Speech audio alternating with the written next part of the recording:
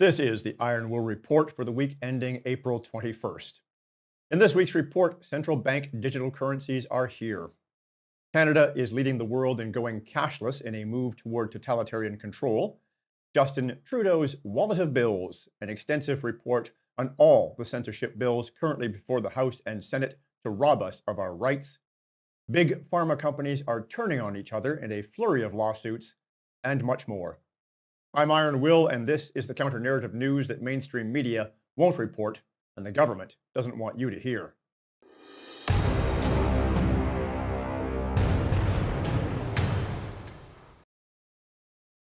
Our would-be globalist masters have taken a major step toward CBDCs and digital IDs. The Universal Monetary Unit is a new, quote, global currency that has been designed to work in conjunction with all existing national currencies. You may remember last week when I showed you the deep connections between the WEF, the WHO, and the IMF, the International Monetary Fund. The IMF did not create this new currency, but it was unveiled at last week's IMF spring meeting. It is a central bank digital currency that complies with recent crypto assets policy recommendations proposed by the IMF and was created by the Digital Currency Monetary Authority. Never heard of the DCMA? Neither had I. And it's not because we haven't been paying attention. The Digital Currency Monetary Authority is a secretive cabal of international banks and national governments. And it's not just the DCMA. The UK, the European Union, and the Biden administration are all working on new digital currencies. They're telling the people that this new system will be more economical, more stable, and more secure. But you know what they're really for. Our financial privacy will be almost totally gone, and authorities will be able to track virtually everything that we buy and sell. Their plan is to slowly but surely force everyone onto their new digital system, which the globalists will control with an iron fist. And sadly, most people will willingly go along with it. According to a recent survey, some 70% of Americans admit to being stressed about their personal finances these days, and a majority, 52% of US adults said their financial stress has increased since before the pandemic began in March 2020. I don't have current figures for Canada, but I doubt they're much different. Most people won't care that digital currencies can open the door for absolute control of their lives. If they're told this new currency will make their lives easier, they'll go along with it. Start building relationships now with others who can provide things you need. If you don't have a commodity or skill others might need, start developing one. We may need to rely on barter for a while until we depose these tyrants. Assuming, of course, they're able to put their plan into action, which has yet to be seen. Soon, I'll be interviewing Brett Oland, the CEO of Bow Valley Credit Union in Alberta. Brett doesn't believe they have the technology in place to actually make a global CBDC work. To really make CBDCs work, they have to get rid of cash. And WEF-controlled countries around the world are already working to phase out cash. Australian bank ANZ has stopped handling cash at, quote, a small number of branches, though customers may still withdraw cash from ATMs. The bank said customers are changing how they bank, with more than a 50% decline in branch transactions over the past 4 years. Forgive me for pointing out the mathematically obvious, but wouldn't Australian bank branches being closed to in-person transactions for a couple of years result in a 50% decline over the past 4 years? In the UK, 4 of the largest banks will be closing their branches to accommodate the rise in digital transactions. NatWest, Lloyds Bank, Barclays, and HSBC will all be closing their branches between April and August this year. To phase out cash and other forms of payment, the European Parliament wants to cap payments at €7,000 for cash and €1,000 for crypto asset transfers. Well, any crypto except theirs. In Nigeria, people are taking to the streets in protest to demand a return to cash after the government began forcing its CBDC on citizens. The country's central bank debuted Africa's first CBDC in late 2021, but the digital currency was given a cold reception as less than 0.5% of Nigerians used it. To try coaxing citizens into adopting their CBDC, the Nigerian government removed restrictions that required bank accounts to use it.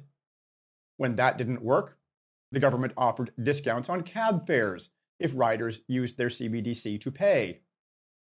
When this soft approach failed, the Nigerian government instituted a war on cash and restricted cash withdrawals to 100,000 naira, or 225 US dollars for individuals, and 500,000 naira, or $1,123 for businesses.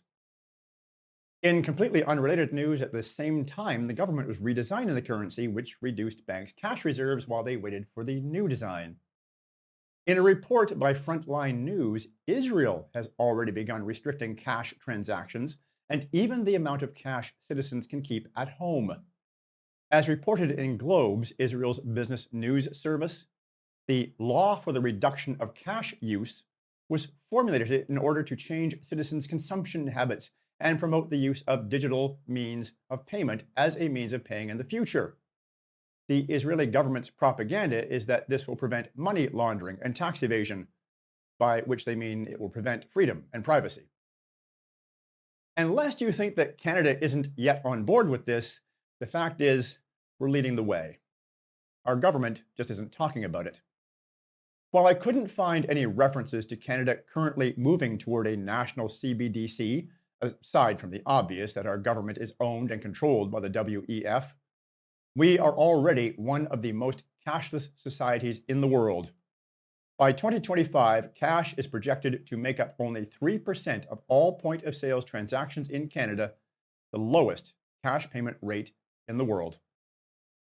In a 2016 study, Moneris found that 67% of Canadians aged 18 to 34, 56% aged 35 to 44, 48% aged 55 to 64, and 49% aged 65 and older preferred to use a tap card to make purchases, and 50% of Canadians said they would leave their wallets at home if they were able to store all their loyalty cards on their phones. And remember, that Monera study is from 7 years ago.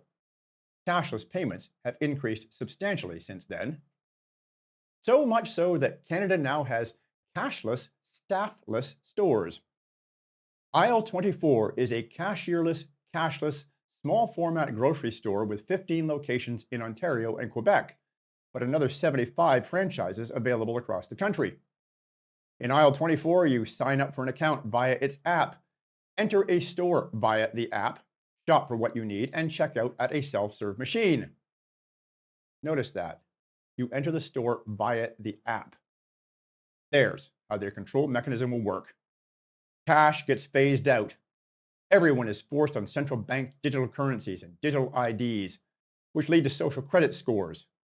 If your score is too low, say because you haven't complied with the most recent government mandate, your app won't let you enter the store, or the bus, or start your car. And if that last point sounds like science fiction, recall that I recently reported on Biden's new law that will require car manufacturers to install remote kill switches in all new cars starting in 2026. The phones we've all been carrying around for years will cease to be optional communication and information devices. They will become your access key for, well, everything.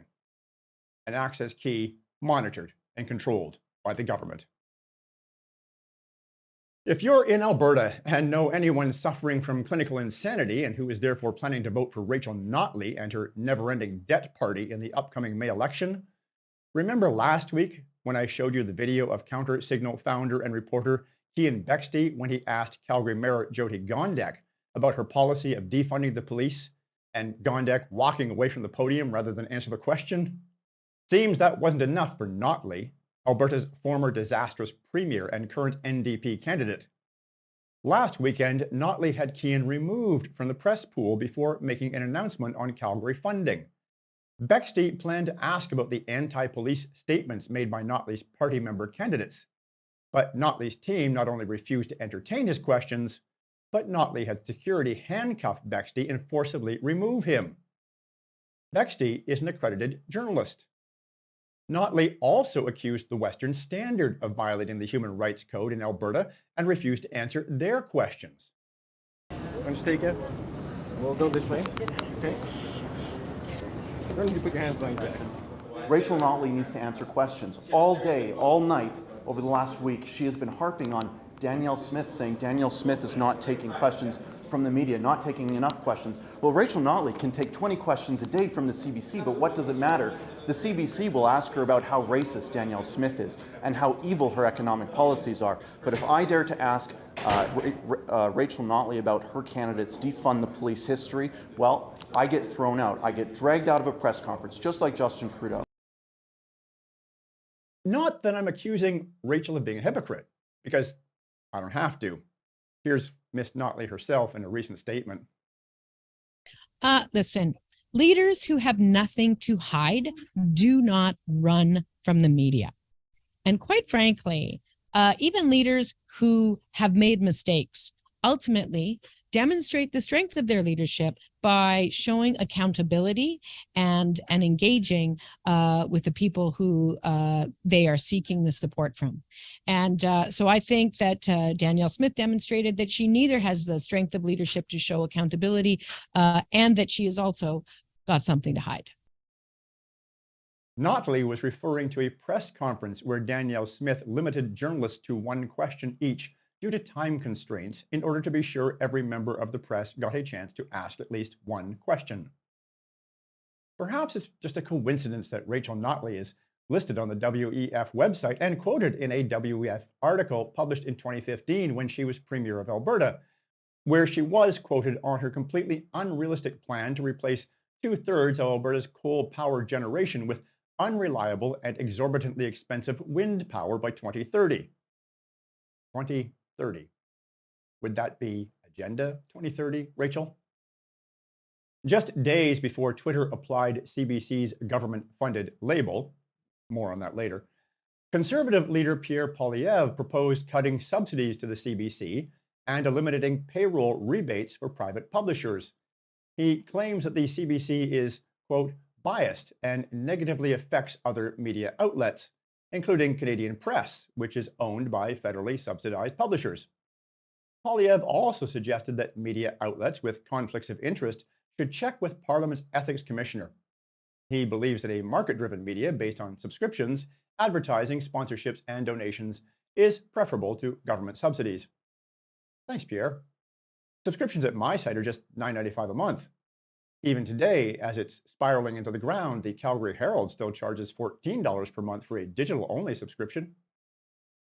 Poilievre had the following to say about the Canadian Bullshitting Corporation. The CBC, frankly, is a biased propaganda arm of the Liberal Party and, frankly, negatively affects all media. For example, Canadian Press is negatively affected by the fact that you have to report favorably on the CBC if you want to keep your number one taxpayer-funded client happy. A Canadian Press reporter questioned Poilievre over his proposal to cut CBC grants, saying, "The corporation says the Broadcasting Act would need to be amended. So are you prepared to change the law?" asked the reporter. Poilievre, you work for Canadian Press? Yes, I do. So your biggest client is CBC, right? Yes, that's right. I just want to be careful we don't get you into a conflict of interest here. Have you checked with the Ethics Commissioner on whether you're in a conflict of interest in asking about CBC funding, given that it's the principal source of money for Canadian Press? The reporter responded, "I will check that with my editors." That's all for this week's free version of the Iron Will Report. If you want to help us spread the truth, please like and share this video.